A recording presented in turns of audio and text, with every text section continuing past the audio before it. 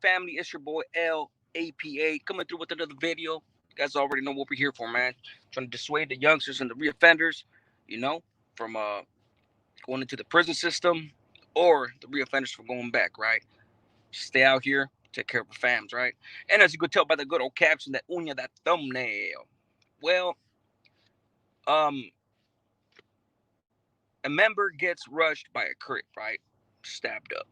I'm gonna go ahead and give you my opinion. I did join another channel, ACP, a few days ago, to kind of shed light on this. I really hadn't shed light. I kind of try to stay away from current events, but a lot of people have been asking me, what's my opinion, what I think is gonna happen, and things like that. I don't like speculating for the most part, um, because I just don't like speculating. But since I do have a lot of experience in this, and I spent a decade and a half knowing my cause, knowing the homeboys and the organization members as well. Let me go ahead and dive into it. So, from what I understand, in High Desert, uh, organization member disrespected one of the Crips. He disrespected one of the Crips. Allegedly, he was inebriated, drunk, whatever you want to call it. Um, so for me, like, I'm not sitting here trying to disrespect the organization members because I have the utmost respect for them. They're nothing to be played with. Um, but if we weren't allowed drunk on the yard regularly, that's one thing I did want to say. As Sureños, we could drink Pruno, White Lightning. Man, I was a master at doing cooking that. Man, I was a chef. But we were not allowed to go to the yard drunk. I've actually told a story before. One of my cellies, uh, that went out there drunk. He could have got in trouble, things like that. And the reason why is because riots could kick off, incidents could kick off, and this is the prime example. The only thing that's different in this sense is that this is an organization member. He's a carnal. Like, this dude could damn near do whatever he wants without having no consequences, as opposed to a sureño. A sureño, we can't do what we want. They run our lives. You know what I'm saying? Or at least back when I was active. And there's a lot of Sureños, bro, straight up. And I'm not trying to sit here, like I said, disrespect or cause mutiny or rebellion or nothing, or stoke any fires of the sort. But the reality is that there's a lot of Sureños that do feel a certain type of way about not having no control over their lives. And when it comes to the favoritism and the hypocrisy, it's like, we can't drink on a yard, but you can because of your status, And after a while, this is what starts uh, uh, getting into Sureños, real soldiers. Like, I believed in the cause 100%. You know what I'm saying? Like, I always found that those who believe in it hardcore, just to find out that it was all BS, are the ones that are the most disillusioned. There's gonna be homies that be like, whatever, homie, you were weak. That's why you went to the side, blah blah blah. Okay, cool, whatever. That's your opinion.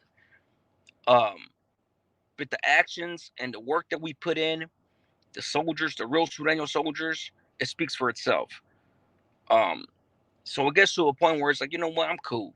I want to go to, if I go to the side, um, it's gonna be because of a certain situation, and I'm not gonna sit here allow these dudes to potentially take my life for something I don't believe in no more.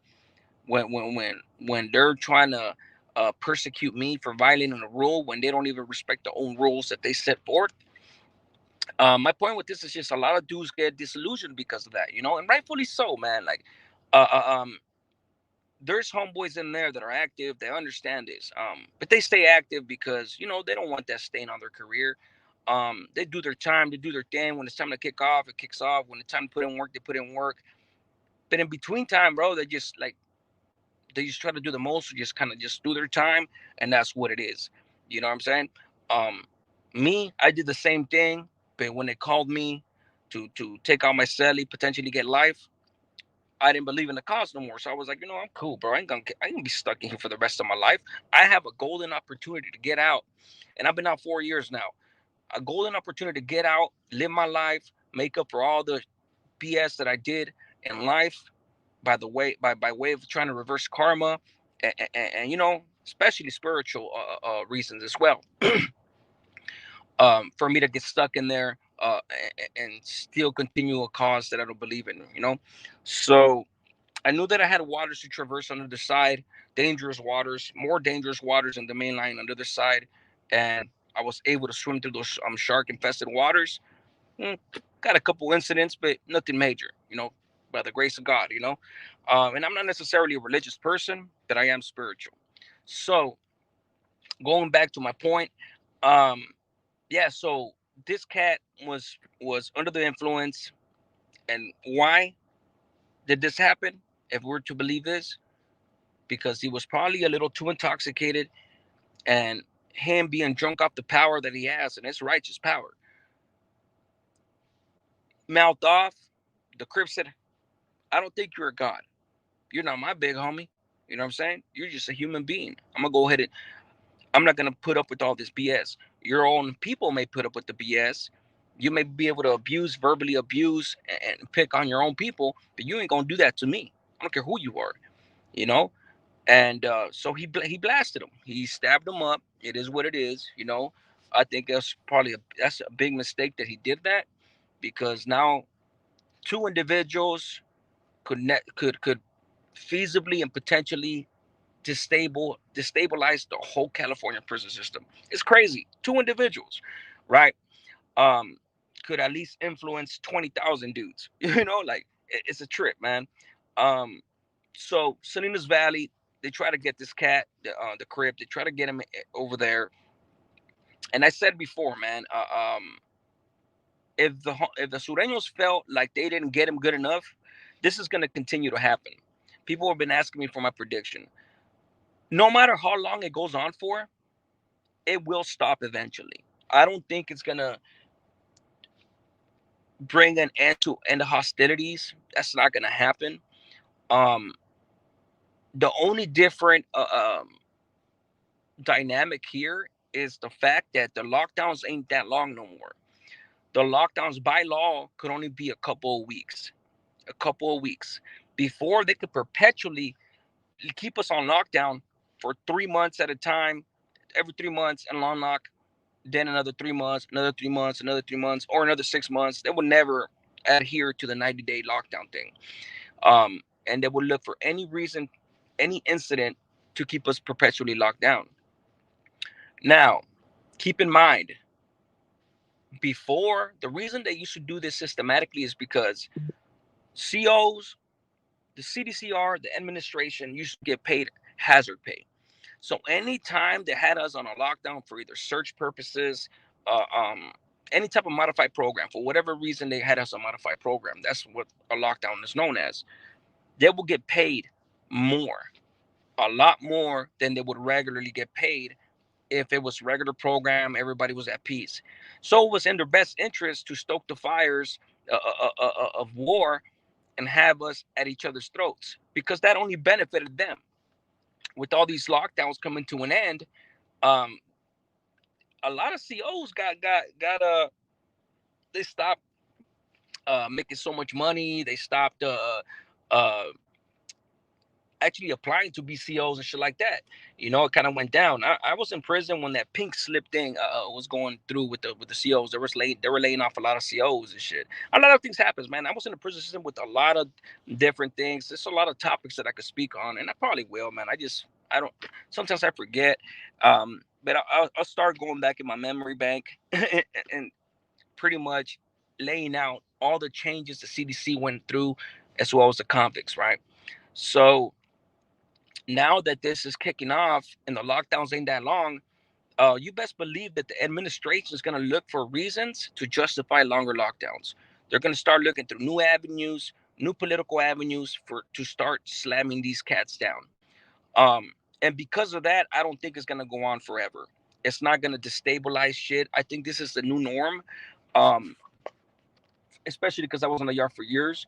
It's a new norm, because they want a legal battle. The organizations want a legal battle.